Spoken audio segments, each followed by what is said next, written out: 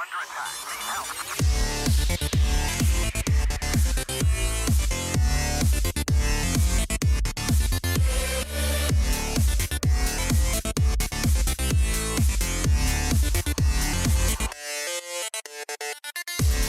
right, The crap out of it.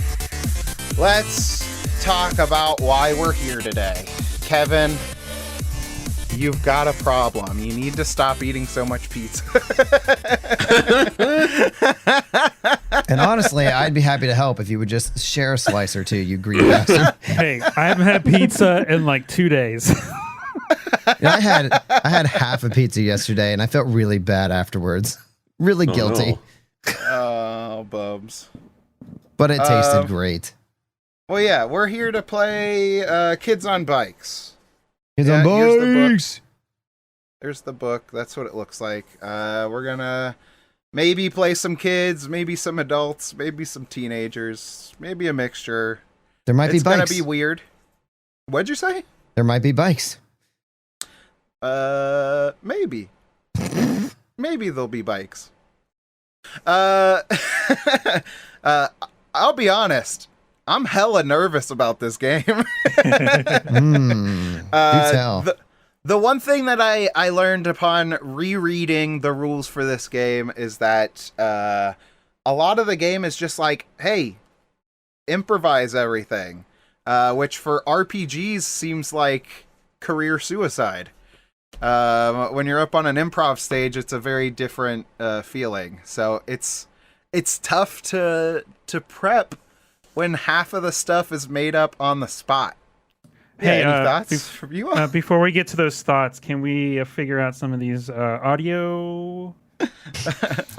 All right. So the sound is better. We fixed the sound.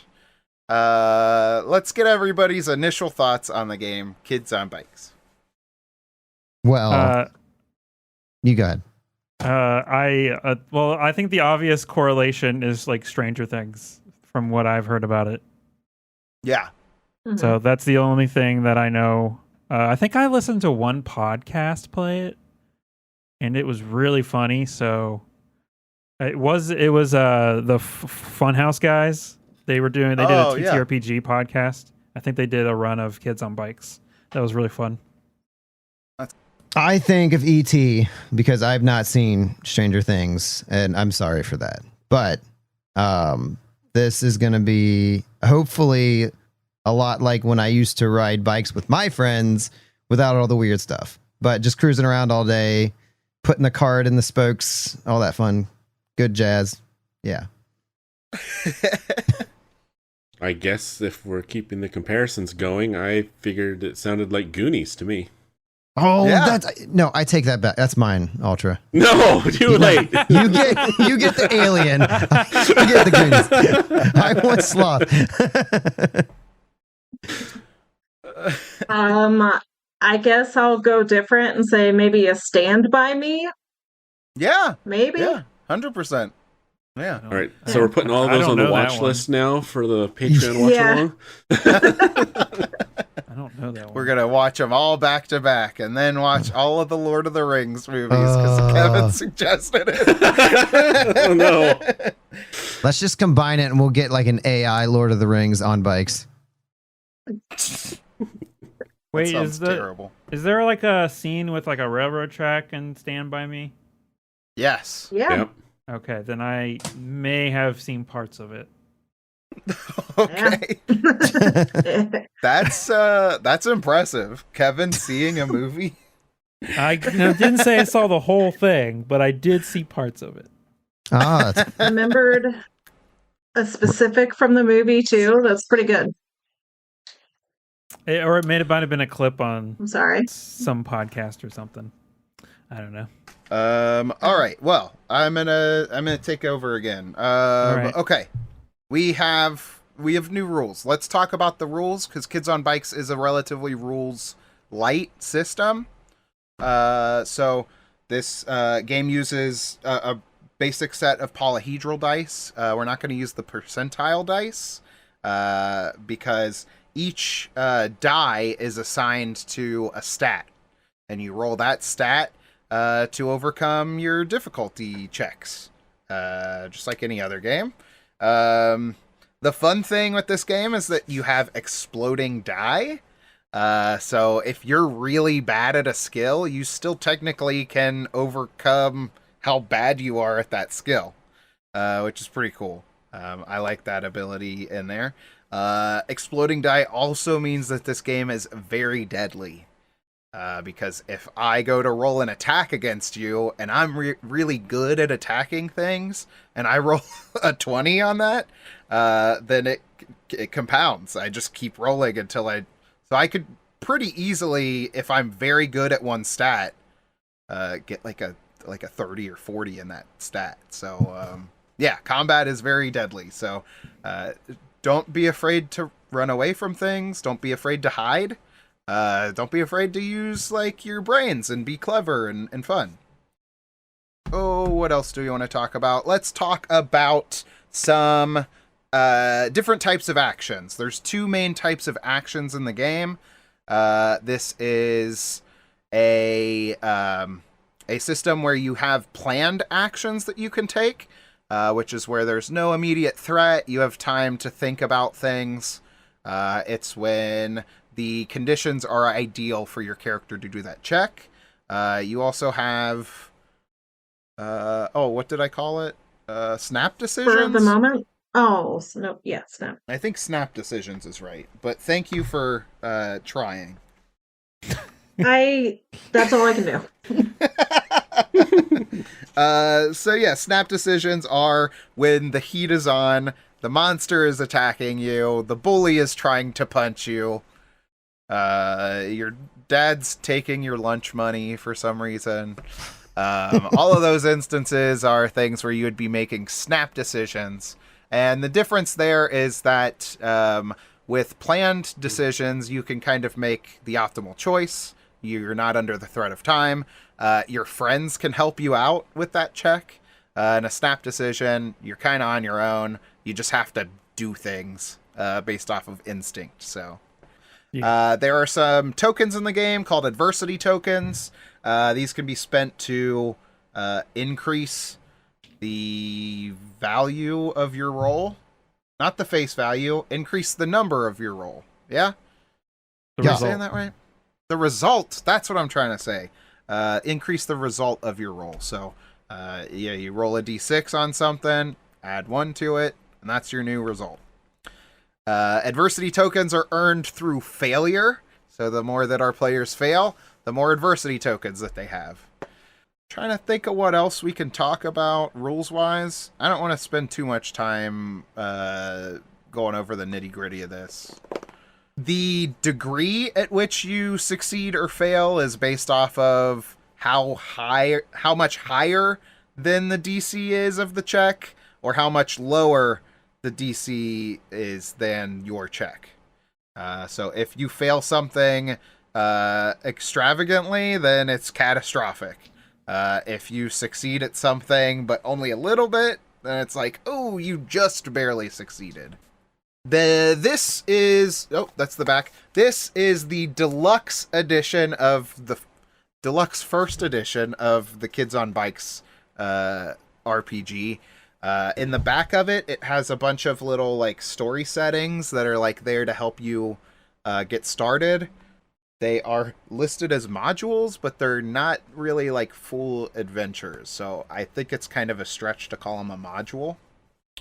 But it's kind of like the basis to get into the role play. So there's like a handful of NPCs, a couple of locations, but really the first part of this game is let's build the world that we're going to be in. So I've used one of these modules in my very limited prep. Very limited. Again, I'm just nervous about that. So we have a town setting, but let's go through everything. Can somebody else take some notes for me while I'm reading through this part? You know my vote. I will, and as long as I don't lose connection, I should be good. Okay. Wonderful. Wonderful, wonderful, wonderful. So, we are going to be playing the module. I should have looked this up, but I think I just turned right to it. Oh my gosh. I'm a champion at turn into stuff. This is, I shouldn't show the whole thing because there's lots of information on there. But this is a module titled Snow Days at Chanky Cheez. Snow Days at Chanky Cheez. Yeah, so we're going to be in the very cold, very snowy Snowsville, which is located in New York somewhere. This is a small town that let's see here. It's a small town that is known for 2 seasons. You have your winter months, which are drastically cold, very biting winds, like definitely blizzard territory. And then you have your warmer months, which is where they get the other half of their town's economy going through tending to fields and harvesting hay. The rest of the year, it's a snowbound wasteland. That's straight from the book. So, let's talk about world building. So we know that we're going to be in Snowsville, which is our first question on our list. So I'm gonna popcorn these questions around. Just do stuff. Build the world with me. We know that the town has an industry for agriculture when it's in the warmer months. But let's answer the question, and I'm just gonna go off of the stream here. So Chris, you'll be up first. All right. But the industry our location is best known for is so Snowyville. Snowsville. I'm gonna say Snowsville. Yeah, I'm gonna say cold pillows. They're the Cold world's pillows. They're the agriculture, world's, Chris. Agriculture. That was it. That was in the summer, the warmer months. That's what we're talking about. Oh, okay. No, I thought we were doing winter. It can be whatever. It doesn't have to be agriculture. That's what they do in the summer months. But what's another thing that they are known for? I just thought they were the world's leader of creating the finest pillows that are always cold. I love that. Des, go ahead and write that down. But I would like to elaborate a little bit. What's the method at which they use to keep these pillows so cold? Oh, well, it's a trade secret, but if I must tell you, it's infused with the fur of the snow wolf, which is notoriously good at keeping in those colder temperatures. However, many people still do not understand the source of this cooling power. And there's a lot of rumor going around about just exactly what is this material. I love it. There's a lot of great stuff in there. All right, let's jump over to Eric. Eric, you're next. You get the next question. Let's go with Eric, our town is famous for ...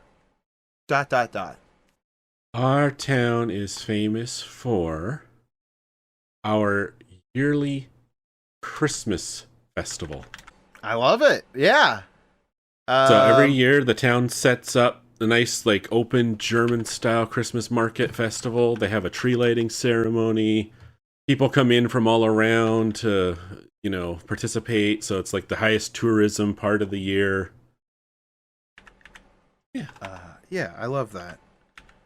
I wrote down famous for our famous Christmas celebration. I almost wrote a third famous, and I was like, what?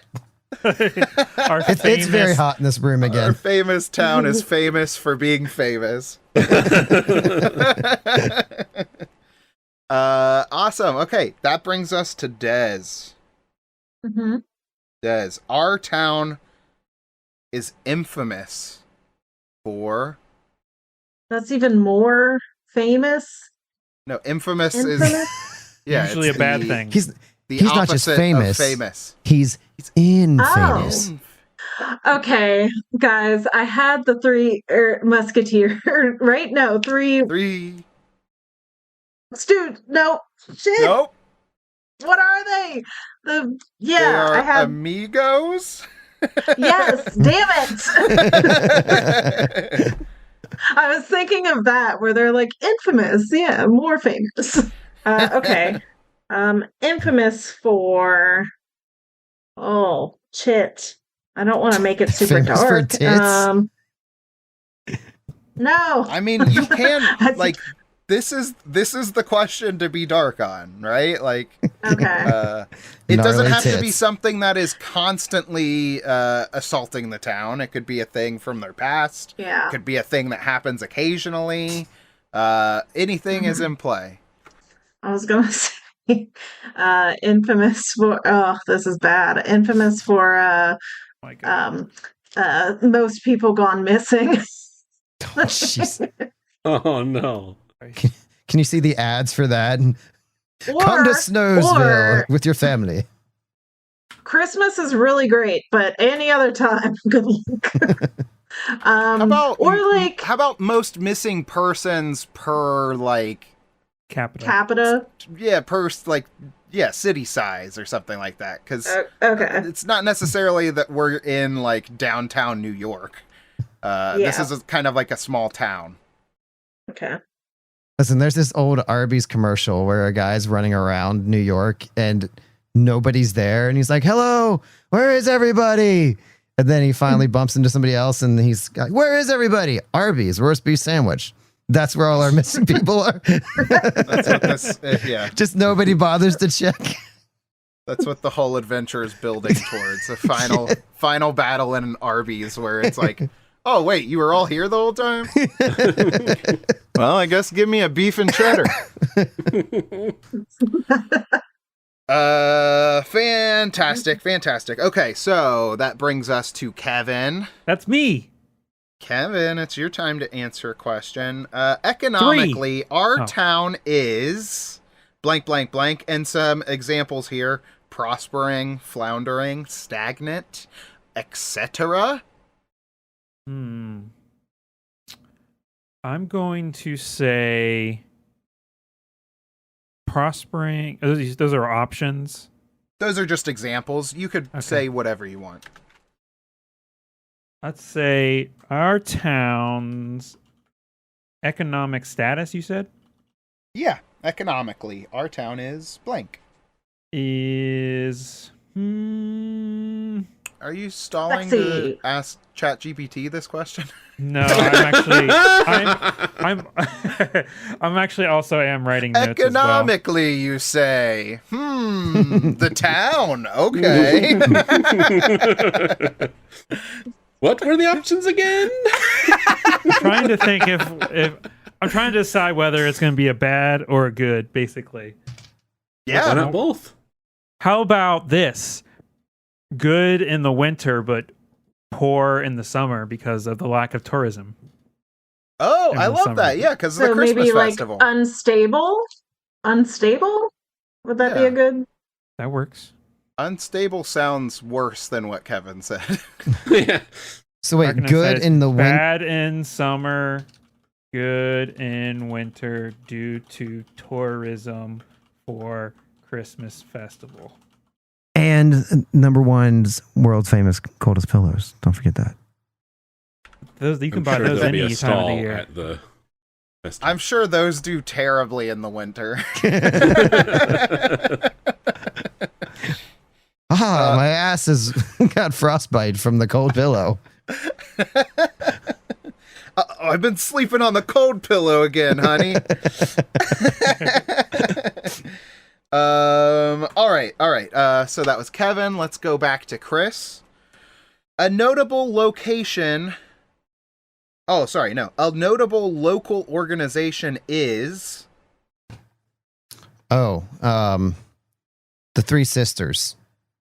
They go out into the community helping the homeless and needy.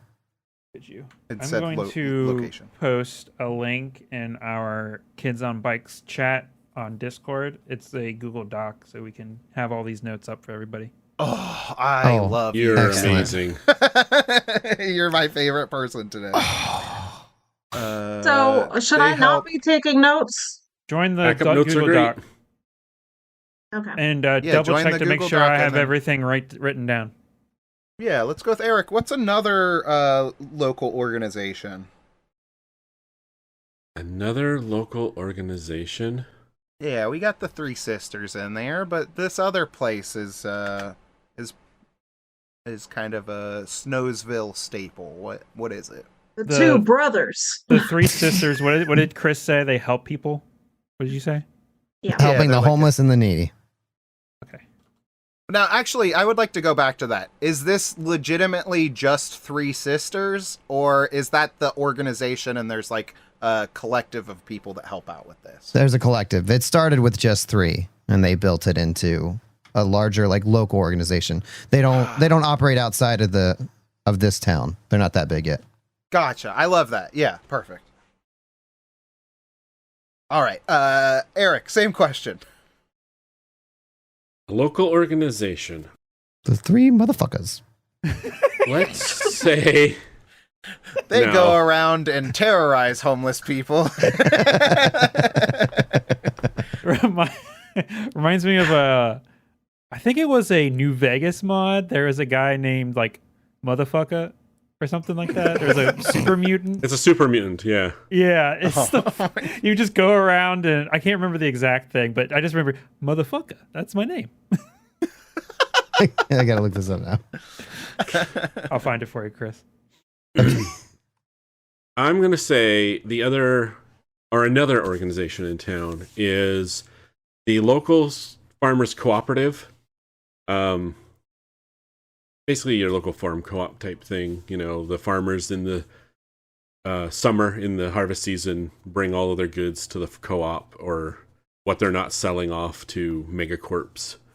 And they are pretty inactive in the winter, as you might imagine, but during the summer, they're always trying to encourage, like, they might have like a booth during the winter festival, encouraging people to come back in the summer to check out like the local summer stuff. But it's just like, oh, there's a honey farm. Come see the bees, you know, or, you know, come take a tour of the, you know, come up in the fall for the corn maze. But it's just like a really, you know, kind of fledgling thing. Yeah, I love that. What were they called again?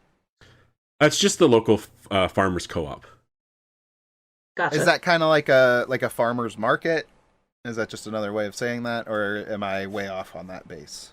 It could be that. It's basically just like all of the local farmers just get together every summer to like trade off.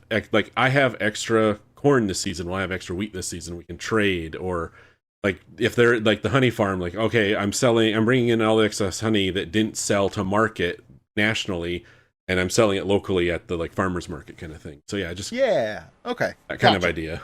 Yeah, I love that. So what do I write down for that? The farmers co-op. Bring in their Farmers. their excess goods. Yeah. Farmers from all around that. Okay. Wonderful. Wonderful. We are rolling right along, and I love it. Okay, let's go on to question 8, because we did skip the first question. Oh, no, wait, that's wrong. We're going to question 7. Sorry, I'm getting ahead of myself. And this is for Dez. Mhm. All right, are you ready? Yeah. The Snowsville notable local landmark is. We have a large hot chocolate like mug that people like a massive over the top chocolate mug that people go to for like photos and stuff. like world's so like largest furniture? mug. world's largest. Yeah. Yeah, world's largest. Oh, that is awesome. I am there all the time. Just swimming in chocolate up there. Oh, is there World's chocolate in the largest cup? Hot chocolate mug. It's like Like, the is river it- in Willy Wonka. Yeah. Do they actually like manufacture the chocolate in the mug and it just pours out in front of the? I feel like, well, here's a follow-up question, because and it sounds like, or it looks like the chat maybe can't hear us. Can you? Oh no. Maybe it's just Renus. It's showing audio on my side, so I don't know. No, it's Renus's end because I unmuted stream and I hear all of us. Oh, Okay. okay. Sorry, Renus. Take your hands off of your ears. Renus is know how like, he- no, I don't like hot chocolate. I can't hear anyone. I don't know how he's typing all of this with his hands on his ears. Very impressive. It's a very skilled penis. Oh, that's funny. What was your follow-up? The follow-up is, where in the town is this? Is it an indoor landmark? Is it like in the town square? Is it next to a business that would utilize the incoming traffic? Yeah. I'd say it's more of like a town square. Yeah, it's outdoors. Yeah. I was thinking, if we wanted to be goofy with it, maybe they happened to tap into a hot spring, and so like that's technically like you could go in there and like take a dip, but yeah, the Oh. structure is a hot chocolate. It's like naturally heated, world's best hot Yeah. chocolate. Okay. I'm gonna say it doesn't legitimately have hot chocolate in it, because that's goofy AF. No. But they if just- you they- wanna roll with the hot springs thing, I think that's a fun like landmark that people could just hop into. Yeah. Maybe we So, we when we dye s- it brown. No, That sounds like a that's really poop. bad idea. Yeah, That's just poop. that's just poop, Des. there's a local gang of kids that just poop in it. No. Oh, no. I can almost guarantee it's gonna be Chris. What were you every gonna single say, time.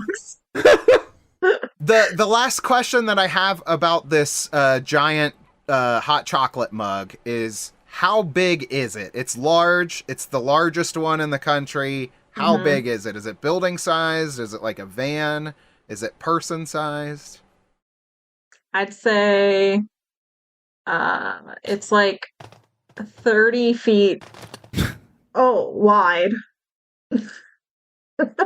by us a whatever the Similar sized thing as a comparison. all right, where's the world's largest ball of yarn? How big is that thing? Minnesota. Chris just had Yeah. that at the ready. That was It's a Kansas. weird I Al wasn't playing song. trivia. You said it's a Weird Al song? Yeah, the biggest ball of twine in Minnesota. Oh my god. She said yarn. Oh, big diff. It's in Wisconsin. I love the idea of like two towns fighting over that title, but one's got twine and one's got yarn. All right, The largest so ball of twine is in according- Kansas. I was yeah. right. What? No. Damn it, Chris. Well, that song was from the 80s, so I guess they got overtaken. No, it was in Kansas has got more. 1953. What? Well, hold on. Is Weird that Al up to lied date? to you. Oh, No. Oh no! I am not listening to him anymore. All right, Des, do you have an answer? What's a on comparison some- size? We're getting on to some Yeah. tangents. The world's largest ball of yarn We don't know how big that is. Shut up! I'm telling you. Give us a real life item that is a comparison. Like a Whatever box is truck. 8 feet. A box truck. Like Yeah. a big U-Haul. Yeah. Okay. Okay, so that was Des. We're at Kevin. Kevin, our school sports team is called A northern, the Lynx. Lynx. Love it. And what sport do they play, Kevin? All of them. That sucks. All That's a of them. terrible answer. That's obviously the local high school sports football team. Only chess. No. Yes. Let's see. Hockey. they're, Well, they're real athletic types up here. Yeah. In the frozen tundra. So definitely hockey. That is definitely one of the sports. Football, Yeah. definitely. But it's a big hockey school. Okay. Hockey, and when weather permits, they also play some football. Yeah. Baseball, not so much. No, yeah. Not up in Snowsville. You need a Never in you, Snoozeville. you need a dome. That's why the Beach Twins play in volleyball. the dome. Yeah, they're the beach the Snowsville Lynxes beach volleyball team. That's Renus. Wonderful. We have the Lynxes. Lynxi? How do you pluralize lynx? Oh my gosh, how do you? Pluralize Is it just lynx? I think it's just Lynx. It's just the definite article. The plural form of lynx The is lynx. lynxes. Okay. Lynxes. That feels bad. It does. Says can be Um, either lynx or lynxes. All right, so we have oh no, we have additional questions from the module. Sorry, I almost skipped What? these. We Da have additional questions. Do. Poop. Got my Gen Con badge. Did I say that last week? Pretty. You probably Ooh. did. I never pay attention. Thanks, Chris. Wait, never. It's not by choice. I have a brain problem. Yeah. Yeah, I just don't listen. listen. I knew it. Okay, our additional questions. Who did I just ask the last question? Kevin, I did. Me. Okay. I'll ask this to the group. Anybody can chime in and answer, as it's listed as a group question. But Chanky Cheez is a location in this place in Snowsville. That's what I was trying to think of. It's kind of like a Chuck E. legally Cheese. distinct Chuck E. Cheese. Right. Yep. So think arcade, think terrible Mascots. pizza. Yeah, mascots, ball pits, all that fun stuff. Who was the last person to break into Chanky's? As we are learning now, Chanky Cheez has been closed for some time. The mayor. Oh. The mayor? Does that mean? The lieutenant mayor. No. The lieutenant mayor. It's gotta be Skeeter, the local drug dealer who hangs out behind the grocery store. He breaks in the winter as a place to live because it's so cold. Wow. Oh, I Okay. mean, damn, that was Now I feel a bad. good answer. Yeah, Chris, do you Peter, feel bad the about your local- answer now? I do. I feel like a real dick. Okay, so this is Skeeter, the local drug dealer, you said? Yes. And I love the reason. It makes total sense. It does. Yeah. Somewhere to stay warm. Sleeping on Great. that warm pie. Great. Let's see here. He was the Fires former up the lieutenant Woodstone mayor. ovens. He was the former lieutenant mayor. Yeah. He got fired. Directing to the drugs. Yes. Please add that to the Google Doc. Yes.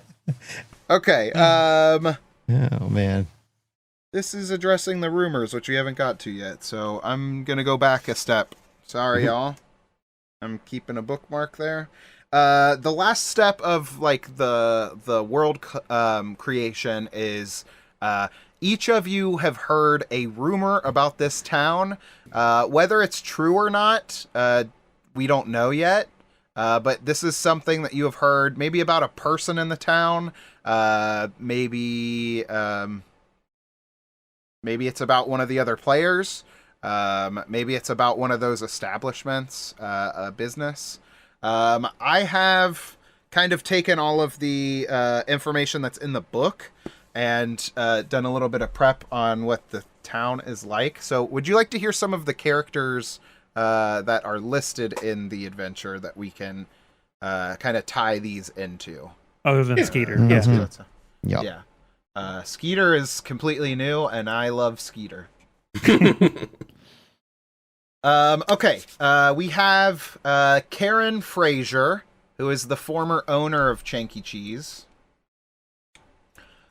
We have Father Patrick O'Brenner, who is a brooding, quiet priest in the town. Of course, we're in Snowsville, so we've got Reggie Plow, the reclusive snowplow driver. There's Mac McKenzie, who owns a tavern and is kind of like everybody's buddy in the town. Like everybody knows Mac. You have David O'Brien, who is a handyman. Vanessa Tran is a crossing guard for the school system.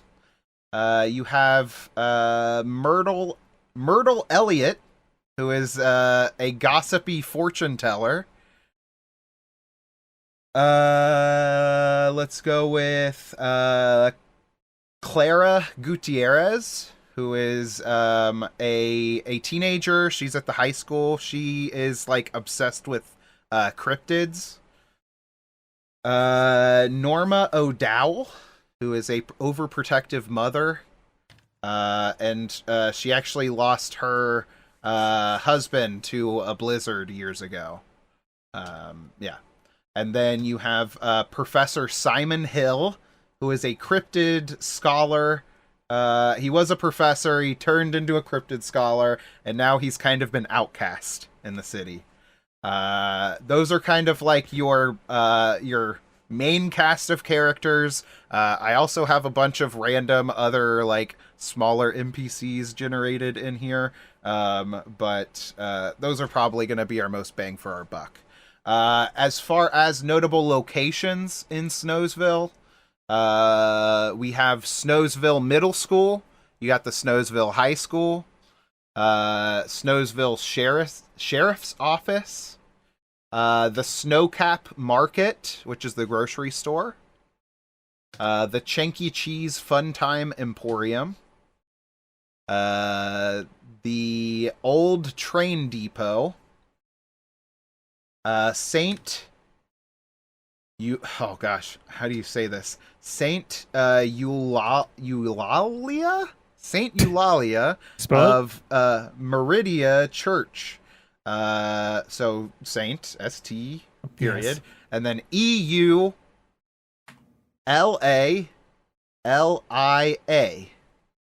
That's pretty close. I think I nailed it. Eulalia. So yeah, that's yes, Saint Eulalia of Meridia's Church. You got Mac's Tavern.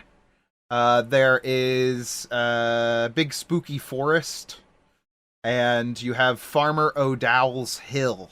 So he's got a farm up on the hill nearby the town, and he owns that big hill. And kids are always trying to sled down that hill, and he's always like, "You damn kids, get off my lawn!" Oh wait, so this is different from Norma O'Dowell. This isn't her husband. Do they have the same name?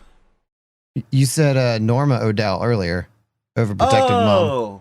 I was just making sure. Hold on. Yes. No. Yeah. That's. I made that up. Then there is no longer a Farmer O'Dowell.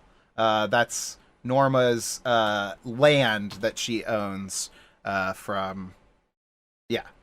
Okay. It was formerly the Farmer O'Dowell. Okay. But now Norma just has the place there.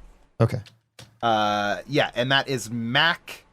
Mac is a is like a nickname because her last name is McKinsey. Mac McKinsey. And I think I read all of them. So that's all of the like most notable characters and most notable locations. That's not to say there aren't additional locations that these rumors could be about. There could be more organizations than like the Three Sisters or the Farmers Co-op. We can always add in more, or we can play with the stuff that I have prepped, which I would prefer. Definitely. I tried writing them all down, but you were going too fast. I think Kevin missed the first 3 NPCs you named. Karen Fraser, Father Patrick O'Brenner, Reggie Plow. Those are the first 3. Yeah, Chris has got it. Oh, just got the first 2. Why aren't you using the Google Doc? I don't know.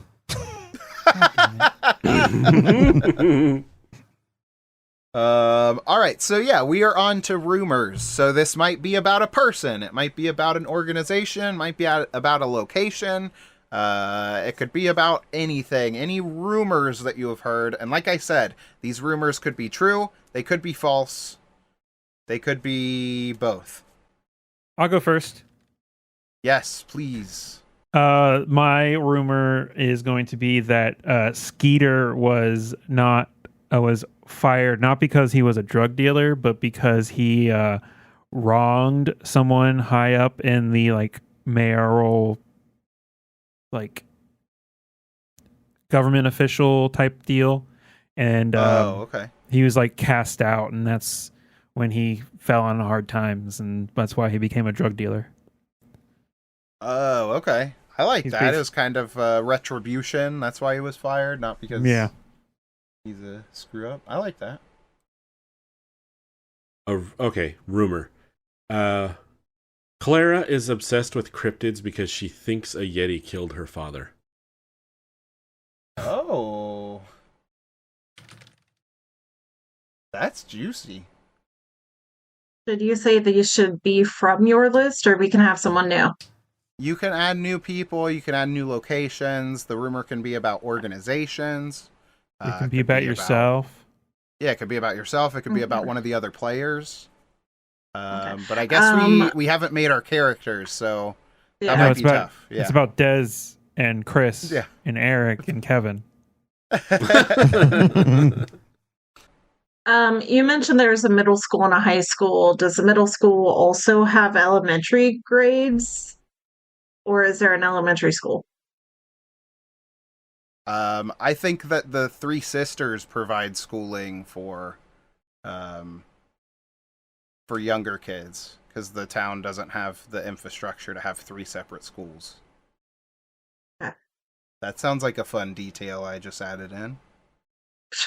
Yeah. So, yeah, what's your rumor? That the 8th grade teacher, Mrs. Nolan, you can bribe her to pass, like to get A's and high scores with cigarettes. All right. Love that. I'm giving our typers some time to catch up. I was typing something else, so I totally missed everything that Des said. Oh. 8th grade teacher, Mrs. Nolan, can be bribed with cigarettes. Yep. Chris is still taking his own notes. It would take too much time to click on the link. To click one link and then take notes on that page. Chris is gonna be playing a completely different game by the end of this. Awesome. Okay, so we have 3 rumors. We need a Chris rumor. We need a Chris rumor. Okay. Ooh, okay. I like Dead Farmer Odell's hill. We said that the people like to go there and sled. But parents always want the kids to come home well before dark, because they're not sure if they're seeing the northern lights shimmering up on the hill, or if they're seeing like ethereal beasts and creatures dotting the skyline at night, and nobody quite knows what's there. And the few people that have gone to investigate have not really been able to make heads or tails of it. Okay. That seems pretty juicy. Okay, now that we've gotten those rumors out of the way. Yes. Okay. gonna select that we one. can go back.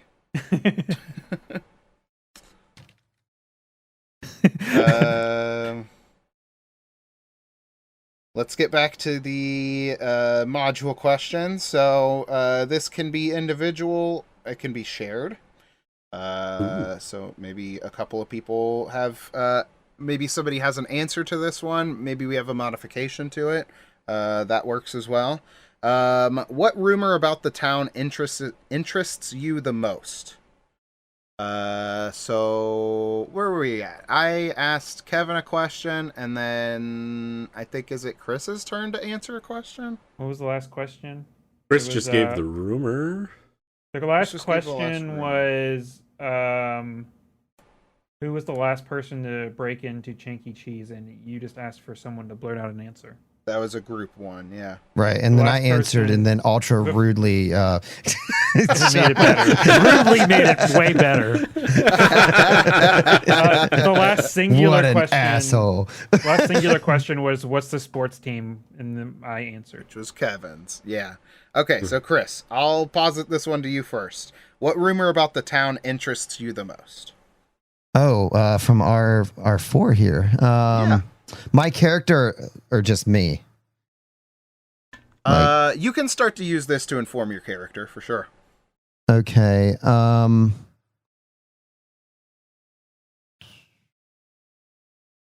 gonna say that Clara's rumor.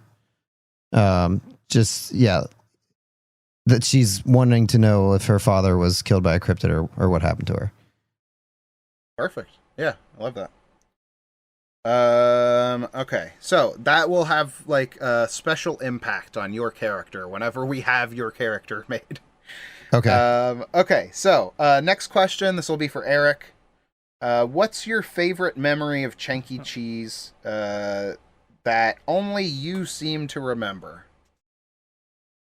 My favorite memory of Chanky's? Yeah.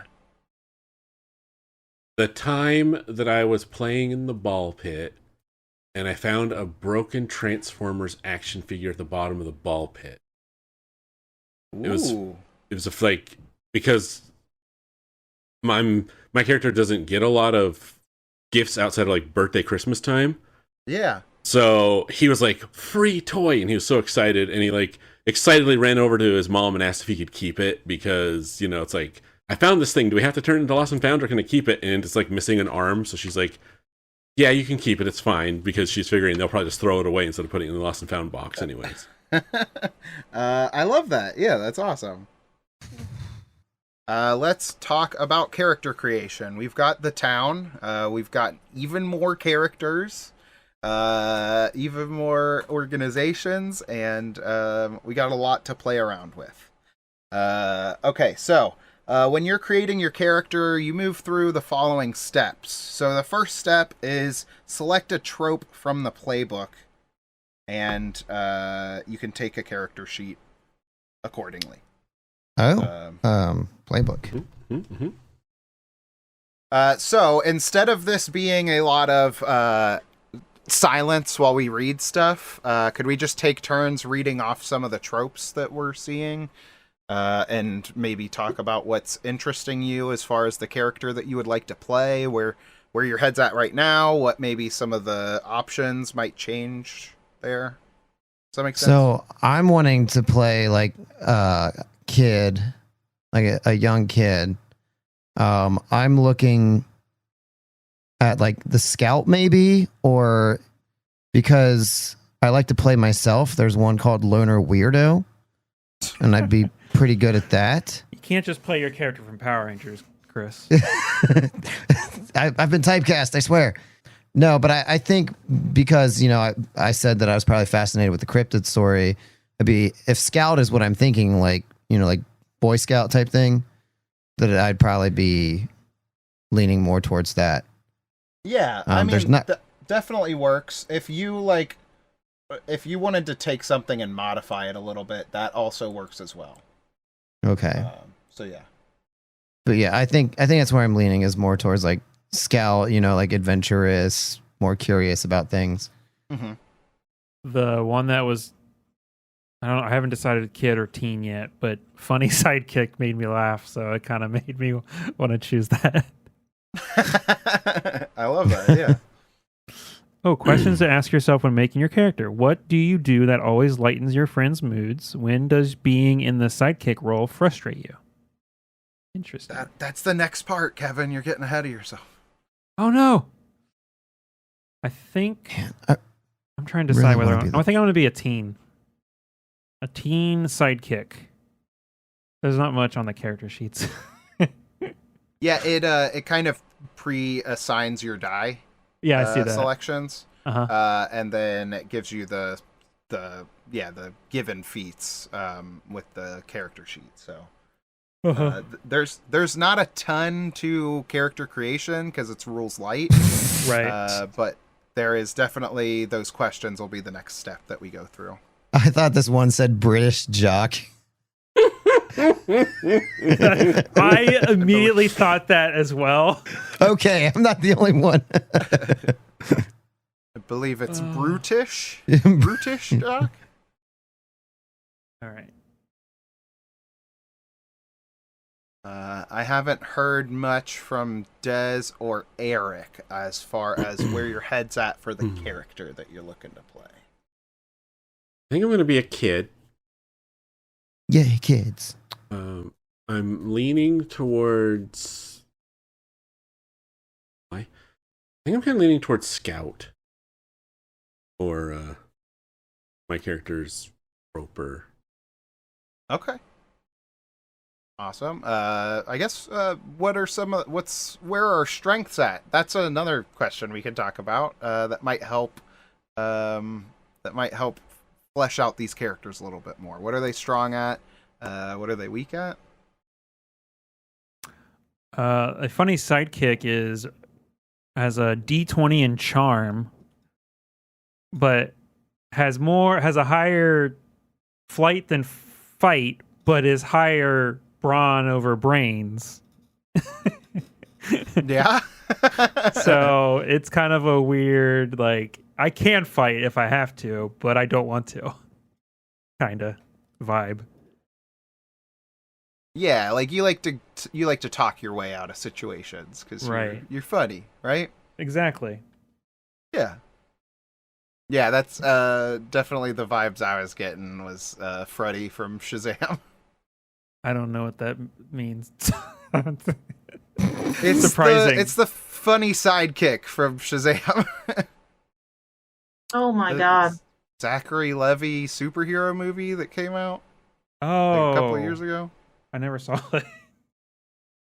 Shocker. Yeah. All right. So I'm also gonna be a kid, so we're gonna have a teen hanging out with a bunch of kids. Oh, I think Chris said you were gonna go with the loner weirdo. Yeah. So if that's the case, I will pivot to brilliant mathlete.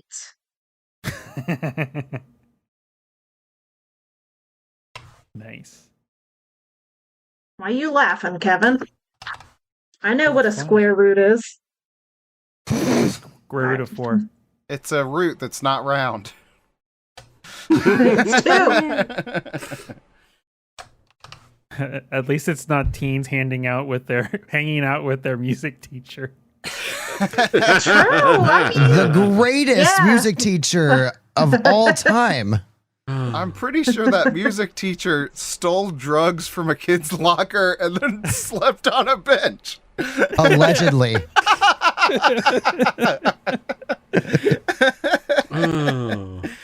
Wonderful. Well, Des, tell us about the mathlete's strengths and weaknesses. Where are your dice allocated? Where are you strong? Where are you not so strong? allocated more towards flight instead of fight, and a little bit of charm versus grit. With the kid I have in mind, I disagree with that, but we'll go with it anyway. You can swap stuff out. Yeah, these are tropes. They're meant to help accelerate character creation, but if you want to be pedantic and make things take longer. Well, okay. See, now you say shit like that. I'm just being a butt. Yeah. I mean, I have a almost fully fleshed out like character, so I know like what I want him to be. Um, I just, yeah, I don't know. Okay. Strengths. Am I supposed to be choosing two of them right now? No, I just Nope. wanted you to tell me where your dice are allocated so we Okay. can learn more about Well, your that's that. character. Okay. Well, that's wonderful. that. Yeah. Okay, so have we heard from everybody? I was Yes. gonna say, wouldn't it make more sense if I put the +1 in brains instead of charm? Like That's determined by your whether you pick a kid or a teen, not by your. Yeah, you don't get to assign Oh. that +1. Okay, gotcha. All right. That's just based off of your age. Mm. Okay, so we have picked tropes. We've talked about those tropes. We have ideas for these characters. So we make a trope selection for our character. We need age, the strengths that you want to have, flaws, and your first name. And while we're talking about this, I'll talk about the stats that we just assigned stuff to, which is brains is just how smart your character is. Pretty straightforward. Brawn is your stat that determines how much brute strength the character has. That doesn't dictate how well they can fight, just how well they can lift things, how much physical damage that they can take. Also, how physically intimidating your character is. I think brawn is one of those ones that seems a little bit weird. But the next one down is fight. It determines how good of a combatant a character is. Whatever weapons or fighting skills you decide your character knows. While a character can have a high fight stat... A character with a high fight stat won't be able to pick up a gun and use it effectively if they've never used one before. This stat will also make them good with weapons that they do have experience with. So, yeah, that's your fight skill. And then that is followed by flight, which is how fast your character is. How skilled are they at evading problems? So I think... characters with a high flight stat will be fast and tough to trap, both physically and verbally. Charm is just what it sounds like. It's how socially adept the character is. It's good for talking yourself out of a tough situation. Grit is a stat that determines how hard it is to break a character's emotion, how hard it is to break a character emotionally or physically. Characters with high grit will be able to keep their level head in the worst of situations. This stat also determines how street smart a character is.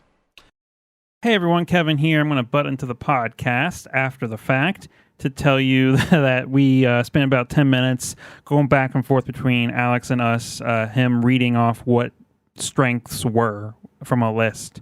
So what I'm going to do is I'm just going to get straight to the point and tell you what everyone chose to save a little bit of time. So first of all, Dez's character chose gross, which is you have some kind of gross bodily trick that you can do on command. Her second one is prepared, which is her character may spend 2 adversity tokens to just happen to have 1 commonplace item with you. Chris's 2 strengths are cool under pressure, which allows his character to spend 1 adversity token to take half of your die's value instead of rolling on a snap decision. And he also chose unassuming, which lets his character spend 2 adversity tokens to not be seen within reason. I chose loyal, which is each of the adversity tokens you spend to help your friends gives them a +2 instead of a +1. And I also chose protective, which adds +3 to rolls when defending one of your friends. And finally, Eric, he chose prepared, which I think I already that was Dez's. About spending 2 adversity tokens to have a commonplace item, and then unassuming, which allows his character to spend 2 adversity tokens to not be seen, just like Chris's character. And that's now. Let's get to flaws. Wonderful. So has everybody made their selection for strengths? Yes. Okay, awesome. Let's move on to flaws. So your flaws are, there are flaws commonly associated with your trope, and those can be found on your character sheet in the playbooks. You may instead choose from the list below. Remember, you start the game with 2 flaws. So you should have some trope-specific flaws on your sheet if you're looking at one of those. Otherwise, I have a list of common ones that I can just kind of read off if the ones on your sheet don't seem to fit your character's theme. Can we start with restless? Restless. Yeah, these don't necessarily have like mechanical benefits. It's more so like if you were in an adventure where there was a Freddy Krueger that was trying to get you and you're restless, then you might have a benefit in that kind of situation. So flaws typically are there to throw wrenches into the situation. Gotcha. So these are just things that are true about your character. They don't have a mechanical benefit. Okay. Gotcha. I think I'm gonna go with insecure and obnoxious. Okay. Just building myself over here. I'm waiting for the adventure where Des decides to play a assertive, like murder machine. Doesn't want to talk, just wants to kill. I think that was the first character in Eye of the Storm, taking hands and. No. Slovenly? What the hell is slovenly? Slovenly is somebody that is a slob. Oh, not from Slavic part of the world. Yes. No. It's That's one a of flaw? those 2 things. Oh my! Oh, my goodness. I don't know. I'm gonna say reckless. He recklessly is a sidekick. Yeah, I like that. I think that makes sense for your character. He's protective of his friends. He's loyal. He's trying to. Yeah, he'll throw himself into danger if it means protecting his friends. I think that makes sense. Yeah. My character is a scout, and so I'm choosing restless to help kind of explain why my character likes to wander off into the woods and just kind of roam around the trees. And I'm also choosing absent-minded. I'm constantly having to be called back home at dusk to get back for dinner because I just wander off into the woods and get, distracted by whatever I see. It's the standard little kid squirrel and goes off after it type thing. Did you guys choose your age? Love it. Yes. Well, not together, I don't think. Or no, yeah, we did. My guy's 14. My 13? guy is 8. Oh, My samesies. guy. Can someone please be I'm older? 11. Okay, thank you. I think I'm gonna go with as far as flaws. What did I? Blunt and disobedient. Ooh. Blunt. Some loner weirdo. Oh, is that blunt? You just came up with that? No, it's on one of the character sheet, the cheat sheet thing. Yeah, Cheat that's sheet. in the list of flaws. Not the cheat sheet, but the tropes, the character tropes. File. Each one has different stuff? Yeah, it has trope-specific flaws, but then Oh you can my also god, pull I'm from an the other idiot. Well, I'm like, how is this the only one? What does neurotic mean?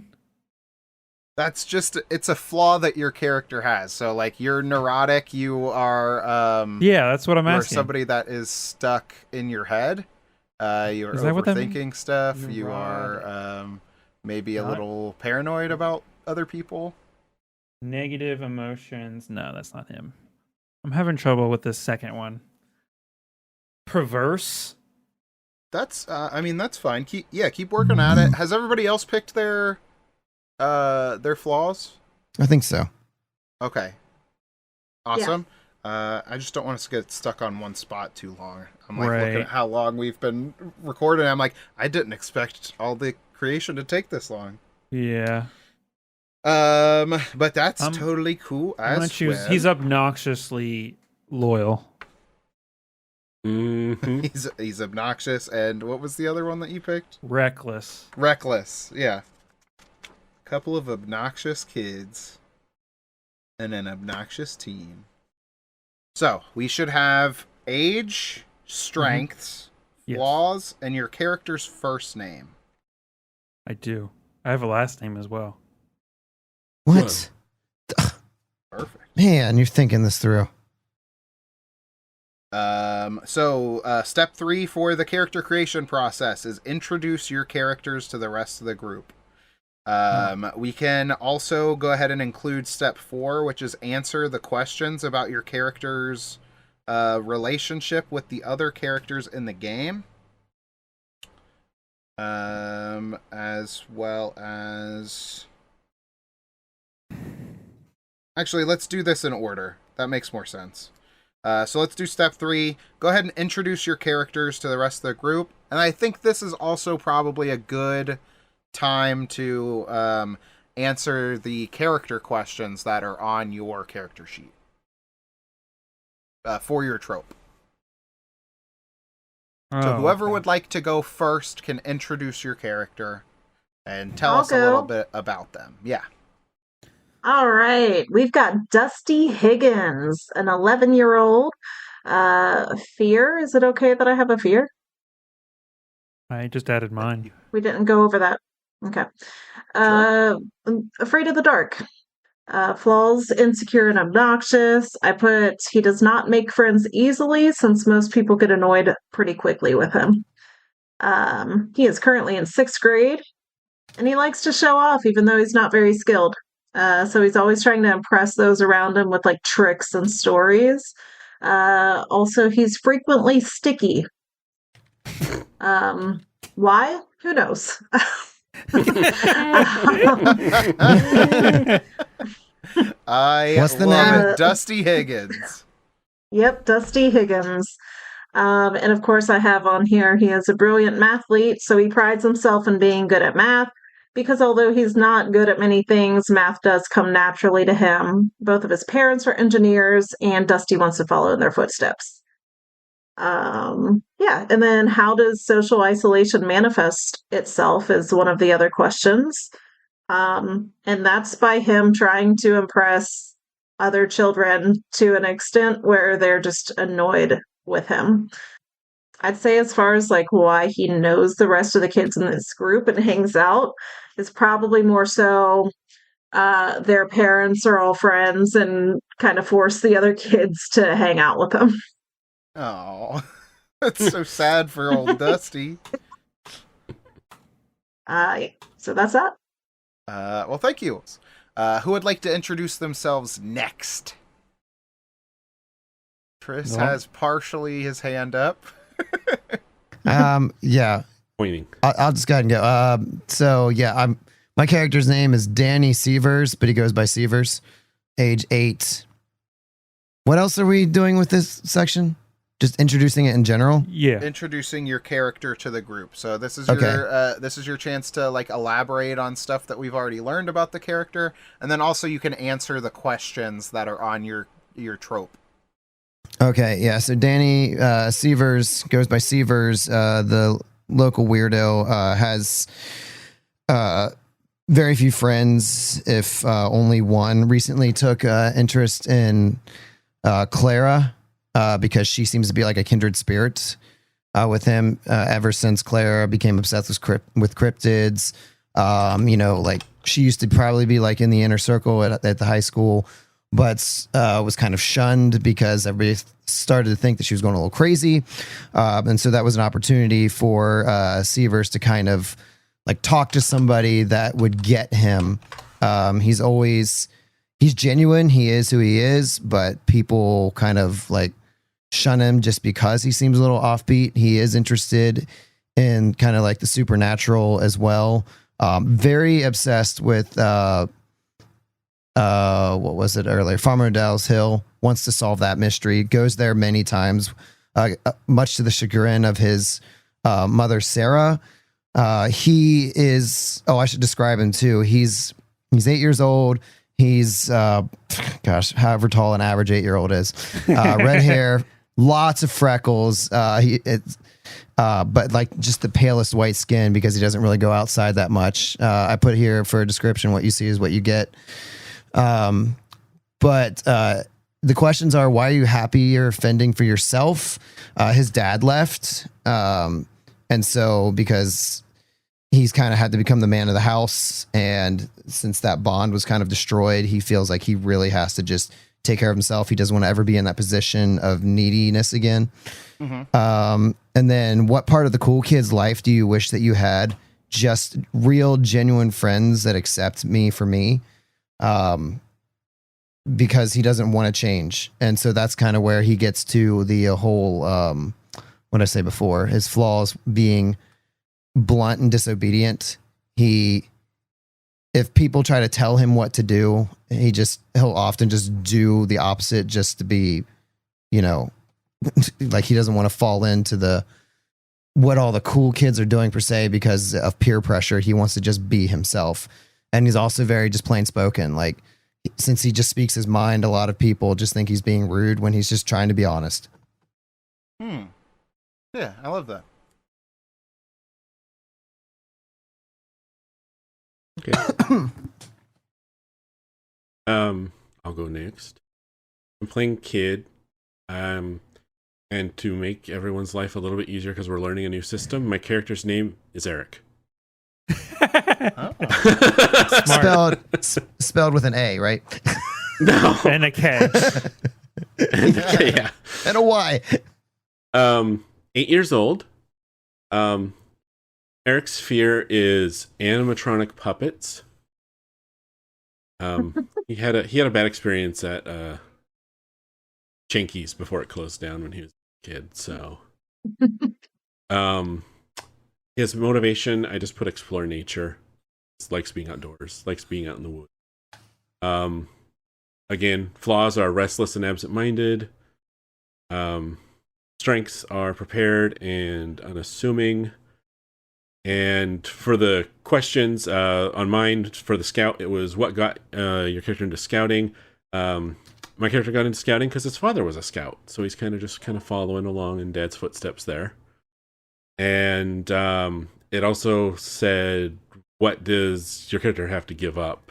And my character's had to give up some friendships and spending time with other kids because he likes to just be out in wilderness on his own. So he kind of neglects friendships. Aww. Poor Eric. Oh, did I say? I'm sorry. Did I say what my fear and motivation was? I think you might have skipped over that. Oh, so I don't know if it kind of goes along with Scoutmaster Eric here, but yeah, one of my motivations is solving the mystery, and being like independent. But my fear is actually truly being alone, even though I am the loner weirdo. I don't want to be alone. So that might mesh well with Eric's character, who has lost friendships. Gotcha. I think you mentioned prophecy. Yeah, you mentioned the hill, but I don't think you said this is my motivation for my character. Okay. So yeah. Kevin? Why are you changing my shit, Kevin? Because you suck. Wow. No, my cursor was down by me, and then it suddenly went up to where your shit was, and I don't know why. But my character is Casey Doyle, 14 years old. He is a funny sidekick.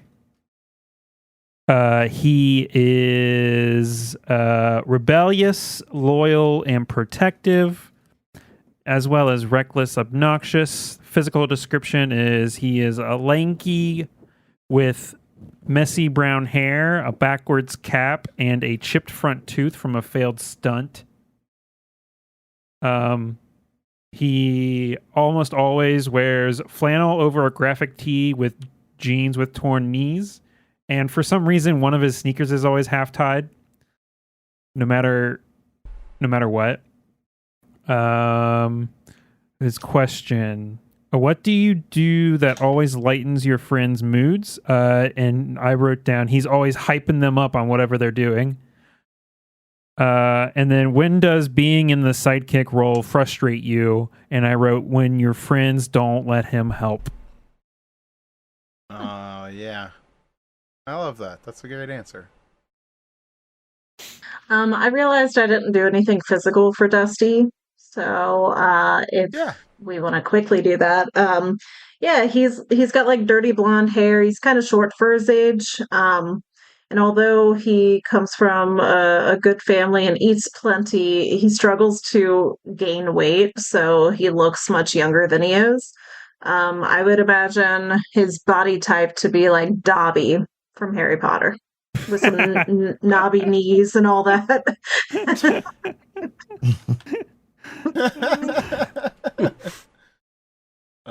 Wonderful. He looks like Dobby, but he has the personality of Des.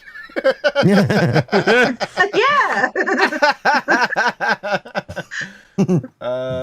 Wonderful. Okay. So we've introduced all of our characters, right? Yes. Mm-hmm. We've done all the boring town creation stuff. Man, that took so long. Let's kind of get into the day-to-day for these characters, okay? So this is a standard Snowsville day in the life. Let's think of these scenes in the game as kind of like the beats of a television show. So, like, we don't have to go through the boring stuff. We don't have to eat breakfast or do anything. We can skip through all the boring stuff and get to the moments that you want to experience, you want to role play into. So, whatever feels like an interesting moment for your character on this totally normal day, let's jump to that real quick. So we'll go one by one and then see where that leaves us. So who would like to have a scene first? And then why don't you set the stage? Where would this be at? Who would it include, do you think? Everyone go at the same time. Yeah, please. Yeah. I'll point at somebody if you guys want. I can start with some leading questions if that'll help jog some idea generation. Yeah, that'd be great. Yeah. Sure. All right. Let's talk about maybe the home life. Are we in a standard family situation? Do you have divorced parents? Are you living with a guardian? That might be something interesting that we could explore. Maybe if we're pushing past home life, maybe we're at school.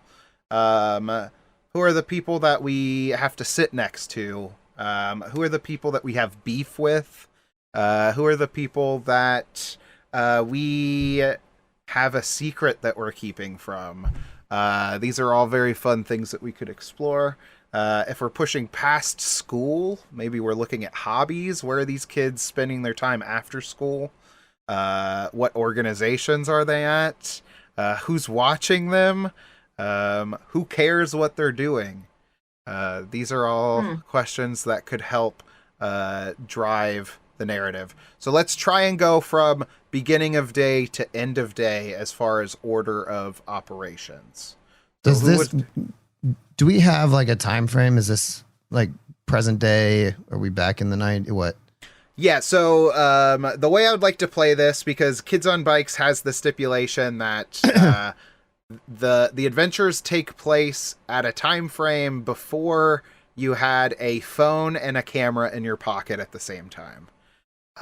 So I would like to have this have like some 80s, 90s vibes to it, but I also don't like being beholden to like, oh, It's hey, I pull out 1986. my Walkman, and then somebody's like, that wasn't invented until 2 years after this takes place. So, like, So more hit the era, vibe. not specific year. Yeah. Okay. Okay, I'll jump unless somebody else wanted to jump in real quick. Jump, Go for it. jump. Beaver gets up in the morning. He goes off to school, and he always kind of sits at the back of the class. He's not like the brightest kid, but he's not the dumbest kid either. But people tend to shun him.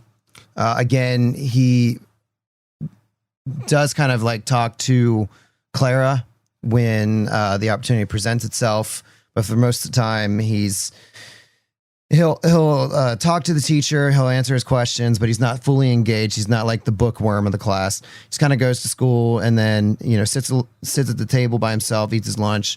When he's out of school, he's not in any extracurricular activities. He'll swing by the sheriff's office because Chris, Yes. walk it back. You're telling Okay. me I want to show. We're in scenes okay. now, right? Let's. I'm sorry, you just asked all these questions, so I went through in my head with them. So yeah, the scene is that he makes his way to the sheriff's office. He walks in, and Sheriff Donald. I have a sheriff. Okay, We have the Sheriff Dana Calhoun. male, female, Female. other? Female. Yeah. Sheriff Dana Calhoun. So, Sheriff Dana Calhoun locks eyes with Severs when he walks in the office. She smiles and waves him over and begins to talk to him.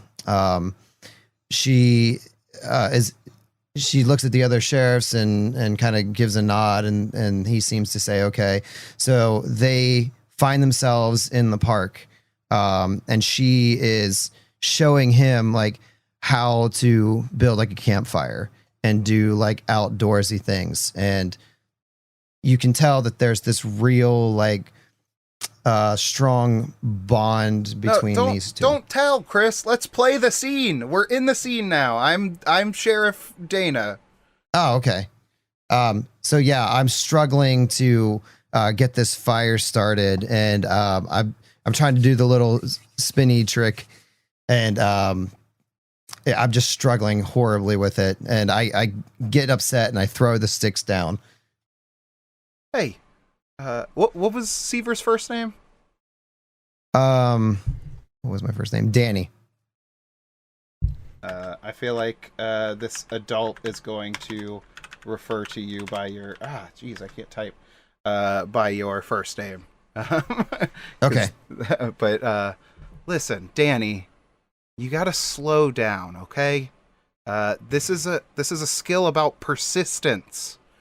You don't have to rush through it. Make sure you have the maximum point of friction and just keep spinning until you see smoke, okay? I can't do it. I've been doing this for days now.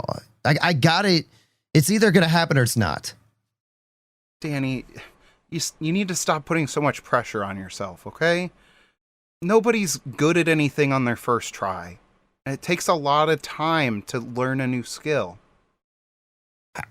I don't have time for that. Okay. I mean, I've got to be able to take care of my own. I can't waste time. There's not enough time to I need to get it or forget it and move on to something else. Well, Danny, I think this may be a counterpoint, but I believe that persistence is key. And you can do anything if you really put your mind to it. You know, I have to protect the town from a lot of nasty stuff. If I just gave up anytime something went wrong, then we wouldn't have a sheriff, right? Yeah, I guess. Listen, Danny, can I talk to you like sheriff to child that I'm mentoring? He reluctantly like turns around and just like crosses his arms and stares at you. I don't mind being like a strong personality for you to learn things from. I don't mind teaching you the skills that you like, but I just worry for you that you're not spending time with kids your own age. I mean, what's wrong with the other kids at school that you can't learn how to do stuff like this with them? They laugh at me. They make fun of me. They don't make any time with me. I try. They don't listen. They just throw stuff at me and trip me. So the sheriff Calhoun goes over and grabs the sticks and starts setting them back up to demonstrate how to do the technique correctly. And she's like, I'm sorry to hear that, Danny. I don't want these kids to dissuade you from being the real you, you know? Yeah. And, he kind of has like a look of relief kind of wash over his face, takes a deep breath, and he says, it's like, look, Sheriff Calhoun, I really appreciate you stepping in. Mom's always busy at work, and I know, you're good friends with her, and you've really stepped up to help take care of me, and I'll try to do better. It's just hard, It's just me and Mom. I get it. And I'm here for you. I just don't want you to run away from your life just because maybe it gets a little bit overwhelming. I'm always here to talk to you if you need somebody to talk to, but I don't know. I feel like you just need to get out there and show a little bit of persistence, right? Yeah. All right, where are the sticks at? She's wrapping up with that twisting motion, and poof, a little spark of smoke, and she goes, "There we go, Danny. See, that's exactly what we want."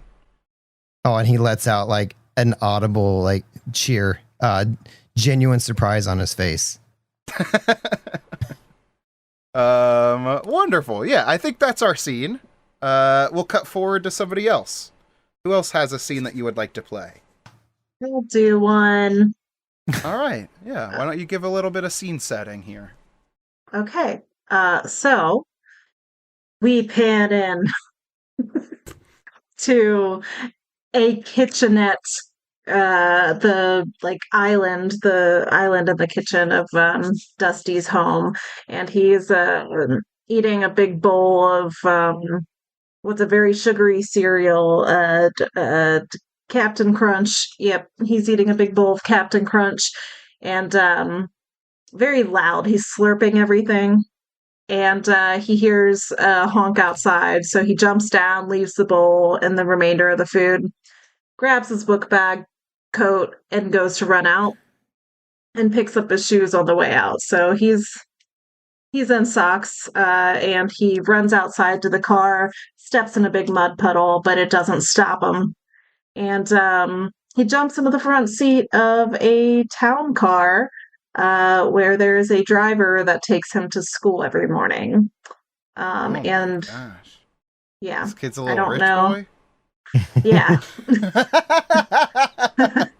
I love which that you would Dusty not Higgins- think by looking at him.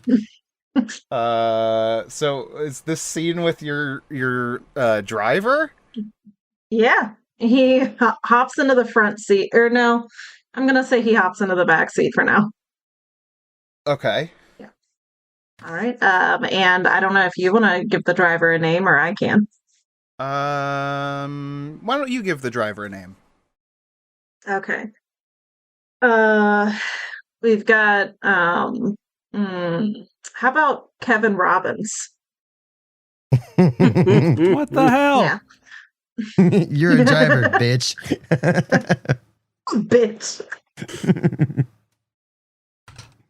Yeah. Sounds good. We got Kevin Robbins has entered the chat.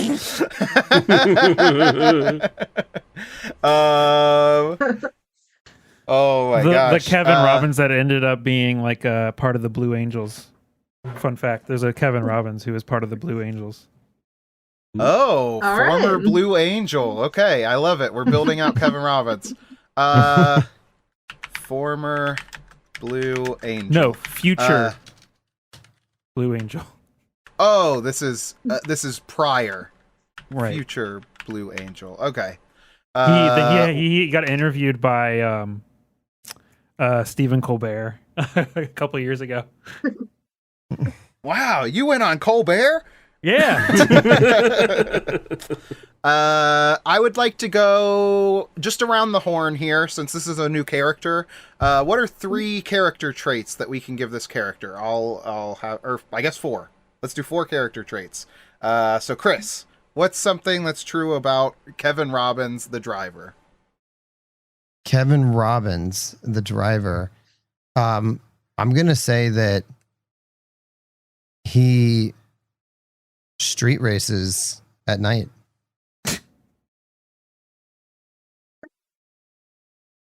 On icy back roads. Maybe during the summer months, he's a notable street racer. Love that. What are some a personality trait that we can give him as well? Eric.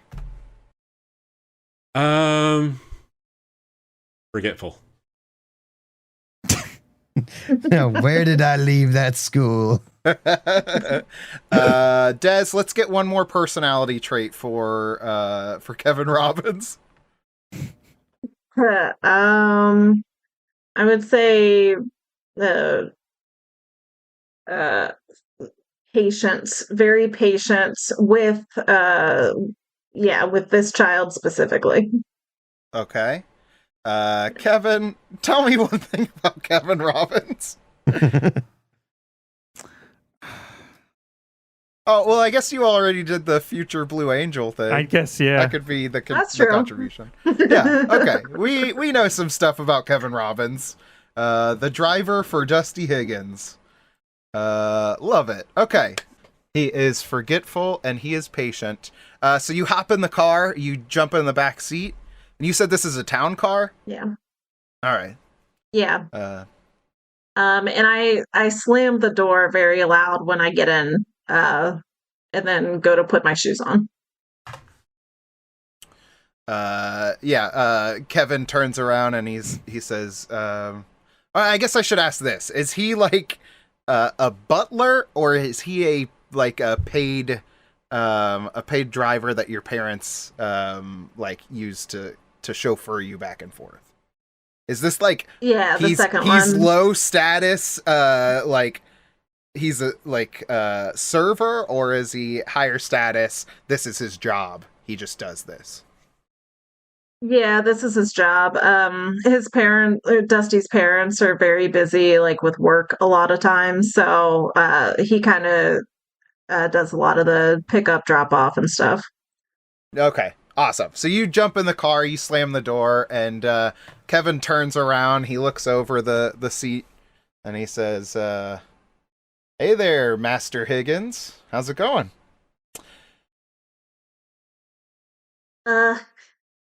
Hey, Kevin.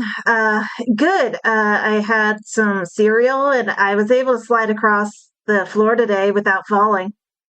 Well, that's great. Now, Dusty, I asked you to stop slamming my door when you get in the car.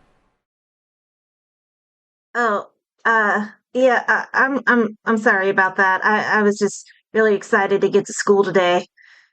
I have a new That's trick okay. I wanted to show everybody. Oh, yeah? Do you want to see it? Sure. Yeah. Hit me with it. Okay. Okay. He starts like rifling through his backpack, and like pulls everything out until the final item in the backpack is what he was looking for, and that is a yo-yo. And he's like, "Look, I can do a walking dog." And like he goes to like do that trick, but like realizes in a car he can't quite show off. And he's like, well, it looked better. It looked better earlier, but I'm gonna show all the other kids. Great. That's great. That's great. You'll just have to show me another time. How about we get on the road, okay, kiddo? Okay. Hey, I got an extra granola. Oh, okay. Okay. I got an extra granola bar if you want it. That's probably better suited for you, okay, kiddo? Okay. So Kevin, I heard that you might have kissed a girl the other day. That's pretty gross. I don't remember kissing a girl. Who would you have even heard that from, huh, Dusty? Just a couple people, like they were talking about it. Um, I don't want to out them. That's kind of rude. All right. If that's what you insist on saying, listen, Master Higgins. He like looks up in the rearview mirror and makes eye contact with you. Like, what did we talk about when it comes to lying? Uh, it's if I remember correctly, it's okay if you get away with it. Dusty. No, you're right. I shouldn't do it. I'm sorry. All right. You want to listen to some music? Yeah. I heard this one song. It was on. It's about like this, and then this, and then he found a, and he just starts rambling. He doesn't actually ever finish his thought.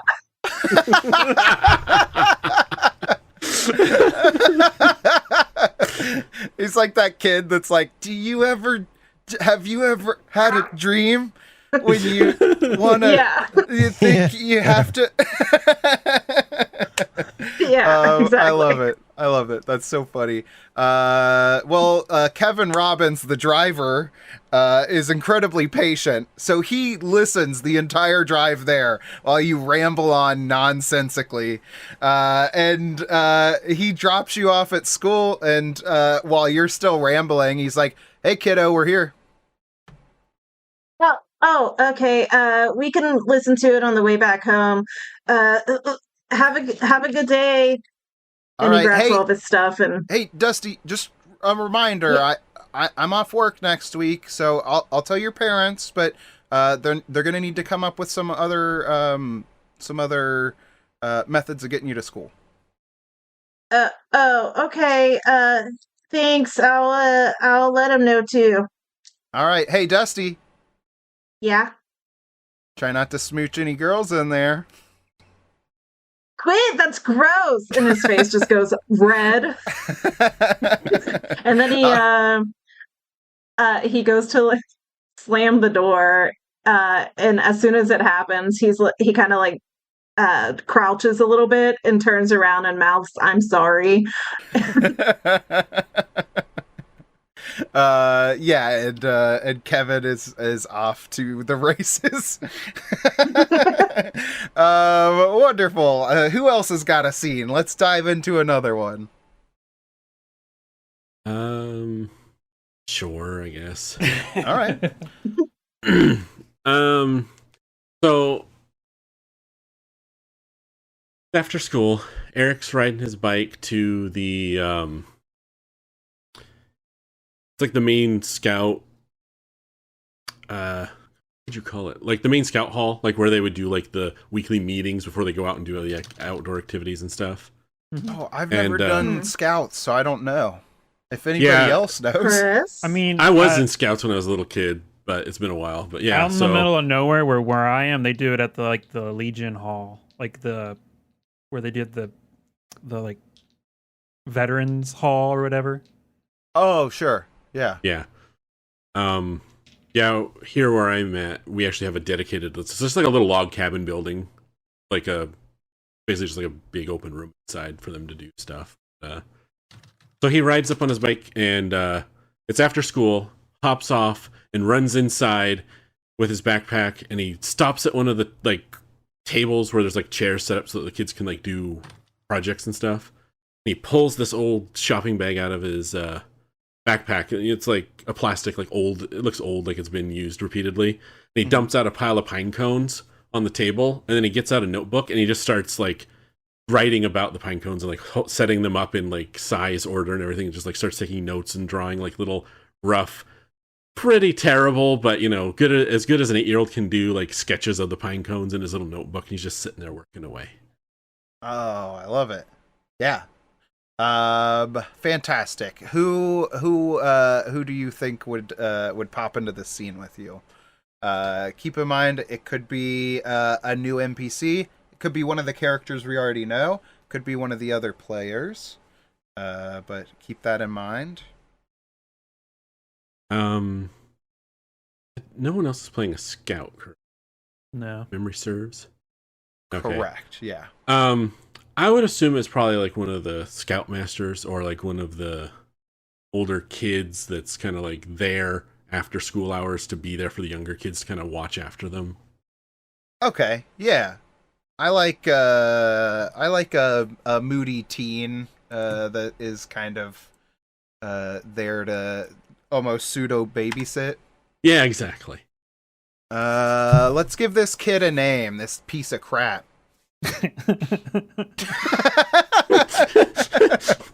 Let's give this piece of crap teenager a name. Man, I keep seeing so many ghost orbs on Chris's camera. I know. Just dirty, I guess. What's this okay. this scout Fred dumb Jones. name? Zeke.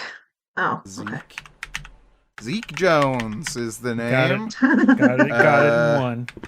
Teenage scout. Yep, I was gonna say that. Scout. Teenage Mutant Ninja Scouts. Yeah.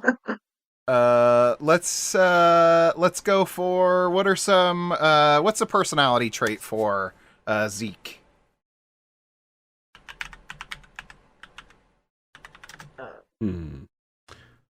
You said he's gonna be an asshole? I just feel like if it's a teenager, he's probably a dick. Oh, okay.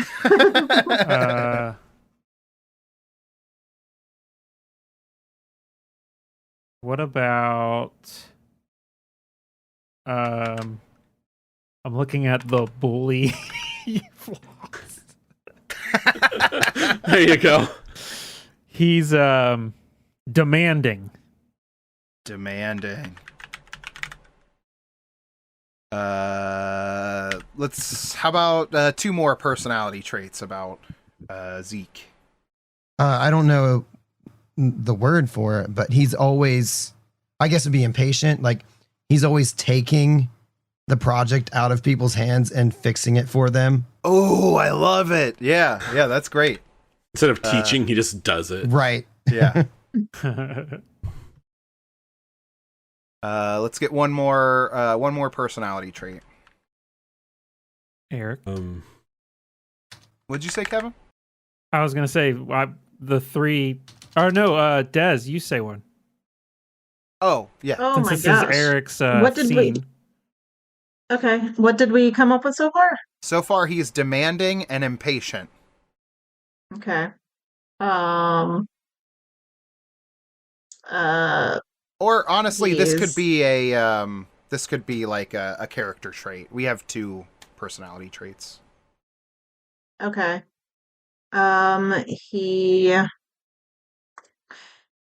He always. Oh, He's girl crazy. He's girl crazy. I love it. All right, and one more question for Eric. Are there other kids here at this point, or are you like the first one in the door? I'm gonna say I'm the first one by, say, like, no more than like 10 or 15 minutes. Okay. So yeah, you run in and you start working on your project. Zeke barely regards you as you walk in there. He's reading a magazine off in the corner. I get all my little pine cones set up and I start taking notes, and I glance up at Zeke with kind of this like, don't notice me, and I'm just making my notes and filling out the project worksheet for today's scout event or whatever, and really just kind of hoping Zeke leaves me alone because Eric, I'm basically like, I'm unassuming, so I'm trying to like just be like the quiet kid in the corners, you know. And he knows that Zeke's this jerk. He sees him picking on the other kids all the time, so he's just kind of sitting there like, maybe not quite literally sweating, but you know, like inwardly he's just like, just don't, like, it's almost distracting him from his project. Like, just don't, like, God, why did I get here early? Where are the other kids? You know, just kind of sitting there like, God, muttering to himself, you know, just taking notes. And he goes to pick up one of the pine cones, and he like fumbles it and like rolls across the table and off, and then like rolls across the chair and then off, and then rolls across the floor a little bit. And he looks over at Zeke. He sets his pen down and he goes around to pick up the pine cone. Yeah, and you're like bending down to pick up the pine cone, and you hear slap.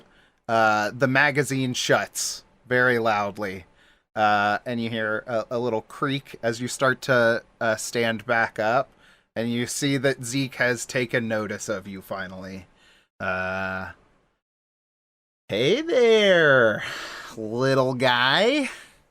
You ready to learn some stuff about nature? Yeah, Zeke. I'm ready. And I hold up my pine cone and show it to him, and I start making my way back around to my seat. He goes over and picks up a clipboard and checks off that you're there.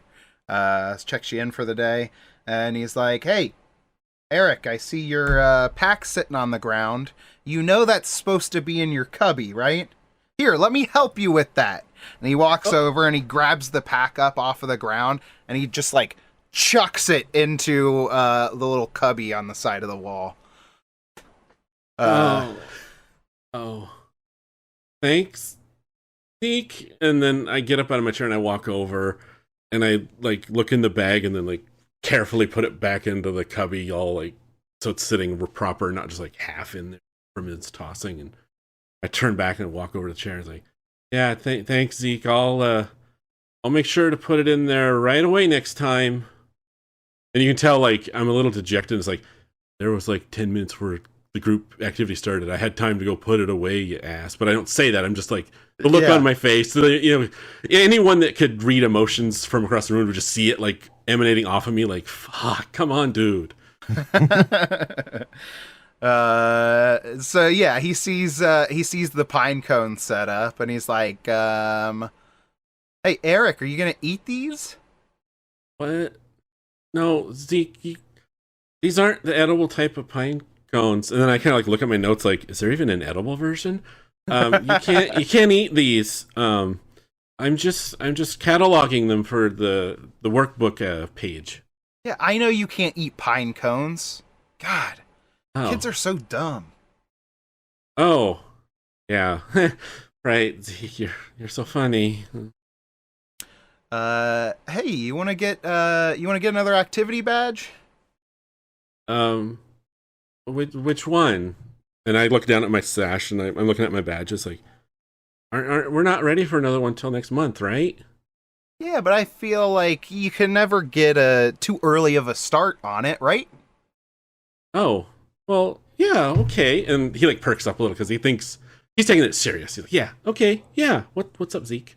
Yeah, how about why don't we start working on your cleanup badge? And he swipes all of your pine cones off of the table onto the floor. Oh. This guy sucks. Yeah. Okay. Okay, Zeke. And I just like slowly get up. Another kid comes into the door and takes up a seat on the other side of the room. And Zeke looks over and he's like, "Oh, hey, what's up? We were just cleaning up this mess that little Eric made, right, Eric?" That's not quite how I remember it. Are you sure? And I take like half a step back and like shrink down a little. Like, no, I'm confused, Zeke. It's fine. I'll get these, and I go over and start picking them up. Yeah, that's right. So anyway, and like a couple more kids filter in at the same time, and Zeke has realized that his time to bully a poor helpless kid has come to a close. So he goes back to sitting in his corner of the room, pulls out his magazine once again, and starts flipping through it. And you just hear like, "Damn, she's hot." Yeah. As Zeke's walking away with his back towards me, I go, I stick out my tongue at him. But it's like, I don't make any noise doing it because I'm just like, I don't want him to notice. Yeah. It's the most brave I'm willing to be. And then I get my pine cones and sit back down and set them all back up. And I notice one of them's got a couple of little like petals broken off of it. And I'm like, I'm looking around, I don't see them, and I just shrug and I just get back to it. Yeah.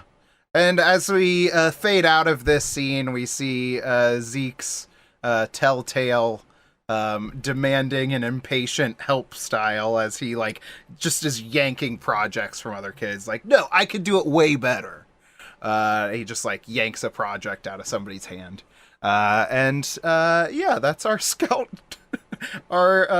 He's not a scout leader, but what would we call that? Like kind of like the equivalent of a camp counselor, I guess, would be. Yeah. I don't know if there's a technical scout term for that, but yeah. Okay, Yeah. I have no idea anything about scouts because I never got a chance to do any of that stuff. But yeah, Zeke Same. Jones sucks, so we learned that. Mm-hmm. All right, Kevin, I think it's your turn for a scene. Yeah. You know the saying, save the worst for last. Oh, I don't know. I started out pretty bad, so. I could have been clearer in what I was asking for, but yeah. So Also, brave for going first. So Yeah. thank you. Always brave. Mhm. Brave, Appreciate brave, that. brave, brave, brave. I think a normal day for Casey Doyle is going to be he's always almost late to school every day. Mm-hmm. And then sometimes that catches up with him and he's actually late, so he has to stay in detention a lot. But I want to say that because he's a very like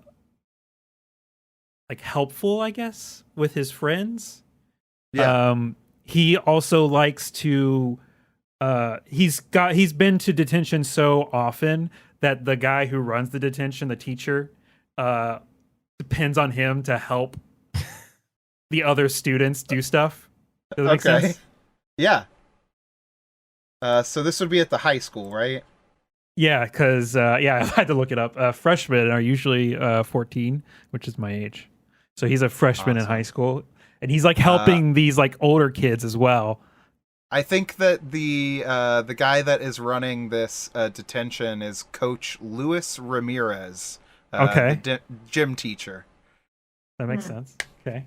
So yeah, he gets you to help out with these other kids and make sure that you're like kind of his TA for detention. Even though he's there for detention, he's like the most helpful of because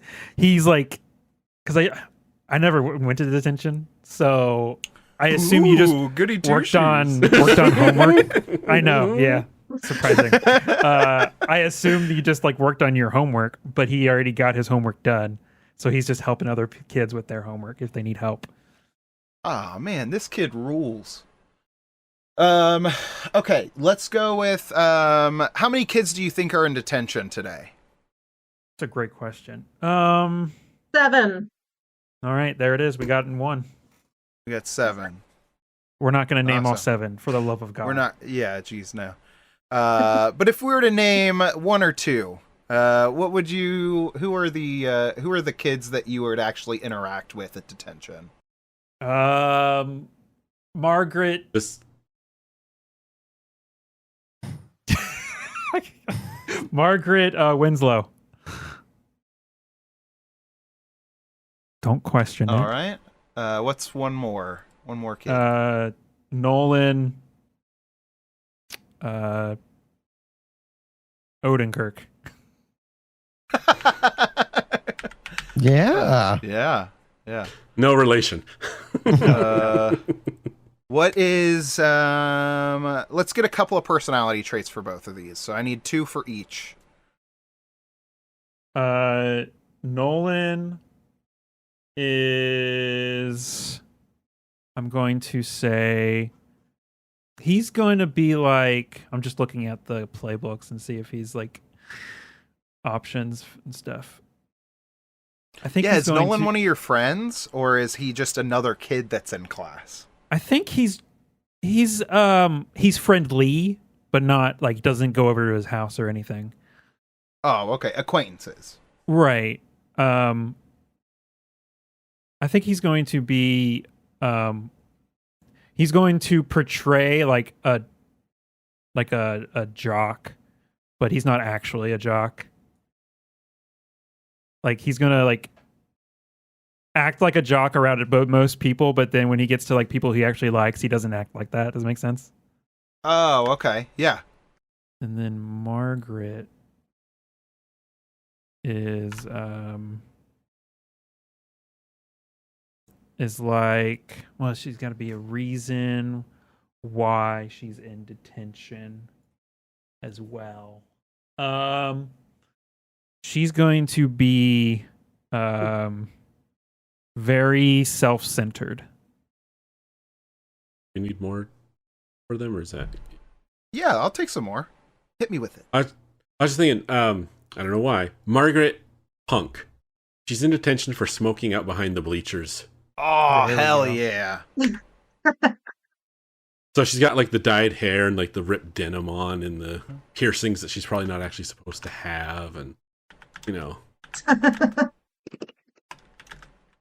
I love it. Let's get one more thing for Nolan as well.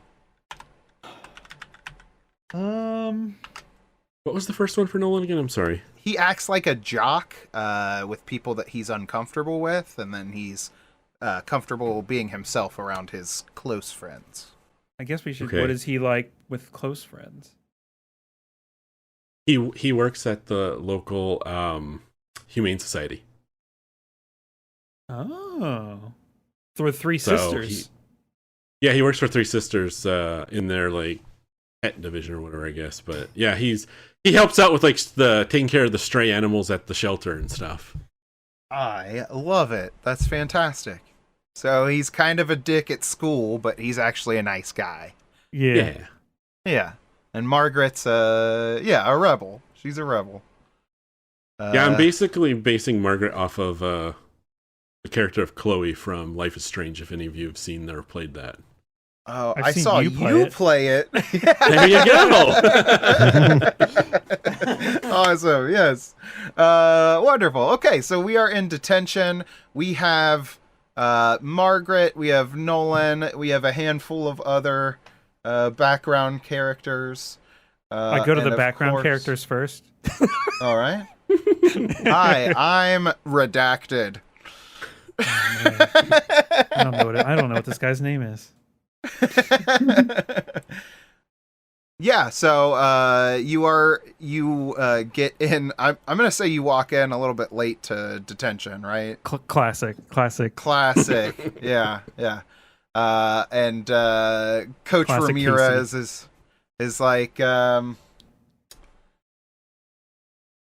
Casey finally made it. All right, Look, I need you to hand out these worksheets to everybody. All right. What did you say, Mr. Ramirez? Yeah. All right, Mr. Ramirez. I'll get right on it. And right. he starts handing them out to everybody, and he knows that Margaret has issues with this one particular thing, and he's like, make sure to do this and that and this and that. You got this. And then he finishes it and sits down in his chair. Margaret stares daggers at you while you're trying to help her out. She doesn't say anything. She just stares at you when you're like, oh yeah, you could do this. And then as you get done handing out the worksheets and you go back and sit, she has not broken eye contact with you. I think he's intently looking at these worksheets so he can get done as quickly as possible, so that if anybody needs help, so he's not even paying attention to her. Yeah, and you look over the worksheets that Mr. Ramirez has asked you to hand out, and it's like some of the most like I'm shaming you for being in detention kind of like prompts on this page. It's like write what you did wrong 15 times. And then in the next prompt is like, how can I be better in the future? And it says like a minimum word count of like 100 words or something like that. Mm-hmm. Yeah, it's got a bunch of just like you need to feel bad that you're in detention prompts on it.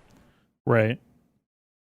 I think he's got like average intelligence, so he gets through it pretty quickly.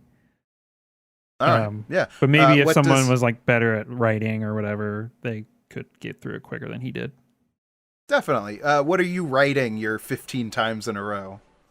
I think it's the he's like, I won't ever be late again. Even though he was just late. And he definitely fills out this worksheet like every time he's in there. Oh yeah, definitely. I will never be late again. He just straight up lies to this worksheet 15 times every single day. I love that about this kid. Fantastic. Nolan is sitting in the seat next to you, and he's like, hey, Casey. Yeah, what's up? What'd you get for number 2? I mean, that's what you did wrong. Like, what did you do to get here? Yeah, but what'd you put? I was late to school. That's a good one. I'm gonna use that. No, that. He's like, no. You have to put what you did to be here. Yeah. Oh, I'm not owning up to that. They're never going to catch me on anything that I did.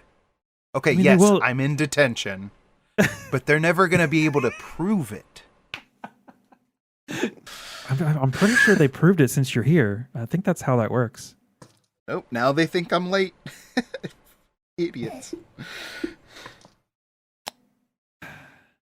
He's like wants to help, but he doesn't know how, because the only way to help is to like change his mind, and he's like ignoring any help that he would give him. So he's just like, should I tell? No, that's fine. They'll figure it out. And he's like he's like all right, but make what was it went out of my brain. Cut this from the podcast, okay. me. That's totally cool. He's like now for question 4, if you don't answer that one correctly, that could have really bad consequences on your actual like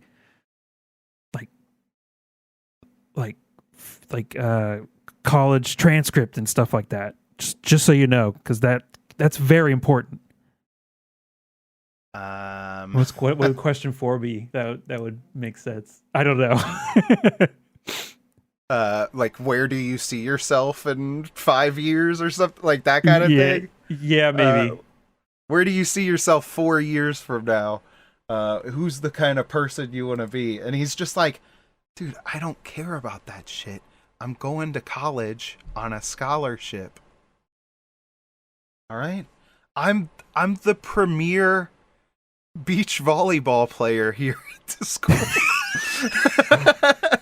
Dude, you play by yourself. Yeah. I'm the best one in the school. Okay? Do you when scouts come to Snowsville to recruit the next top beach volleyball player, they're going to be looking at me and me alone. And Coach Ramirez is like, hey, I'm hearing a lot of talking back there. Sorry, Mr. Ramirez. That's all right. Just keep on the worksheets. Keep on the worksheets. Do the work. You'll get better. All right?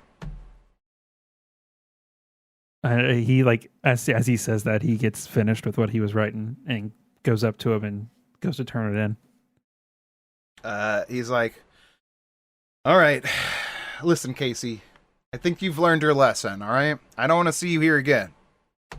All right, Mr. Ramirez. If you still need me to help out, I can. That's okay. Why don't you get out of here? All right. Thanks, Mr. Ramirez. So you head out into the hallway. You got let out of detention a little bit early. Where is Casey heading towards next? Oh, I had this planned. I was hoping you would do this. So one of his hobbies is he loves playing board games with his friends. So he had a board game night planned. Oh, hell yeah. Nice. At his place, at his parents' place. So he like rides his bike home as fast as possible because he doesn't want to be late. And he meets up with like 3 or 4 of his friends, and they play like, I don't know, Scrabble. No, that's a bad answer. Scrabble. They play Scrabble. like Shoots and Ladders. We'll say Shoots and Ladders. Oh, hell yeah. Shoots and Ladders feels like I want to get a roll in here. So let's see how your night of Shoots and Ladders goes. I feel like maybe that would be let's talk about some skills.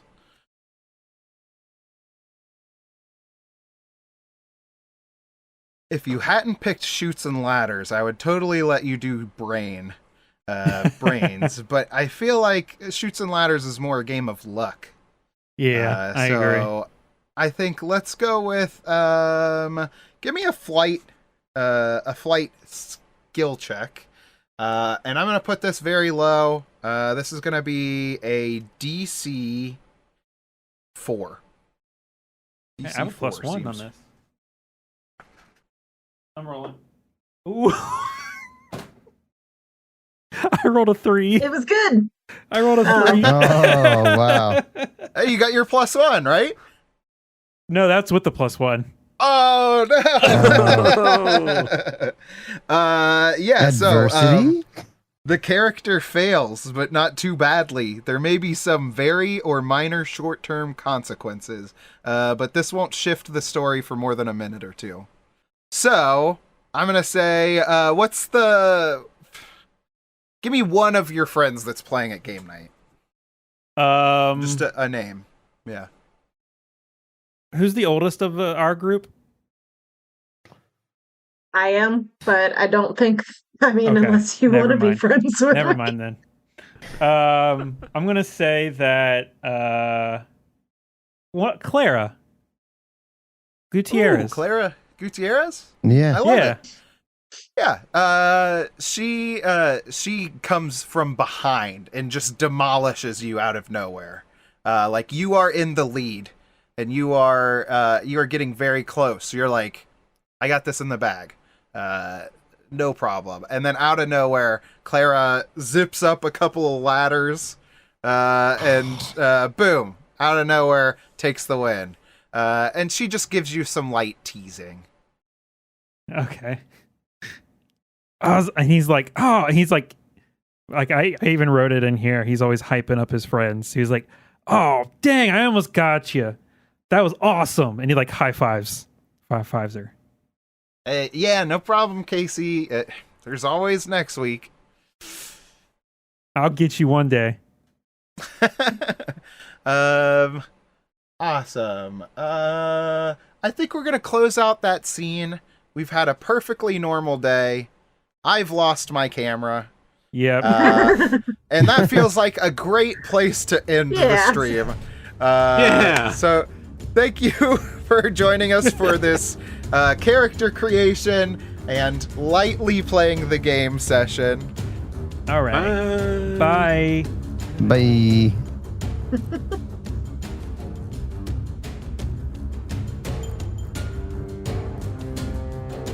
Thank you to Sirenscape for helping us immerse you into the worlds we explore with amazing music and sound effects. Check them out at Sirenscape.com to add them to your adventures as well. And thank you to our patrons for helping fuel us throughout the galaxy. We sincerely can't thank you enough for your continued support. If you'd like to become a patron or find out more about us, visit www.adventureawaitspod.com. We'd love to have you aboard. Until next time, adventurers.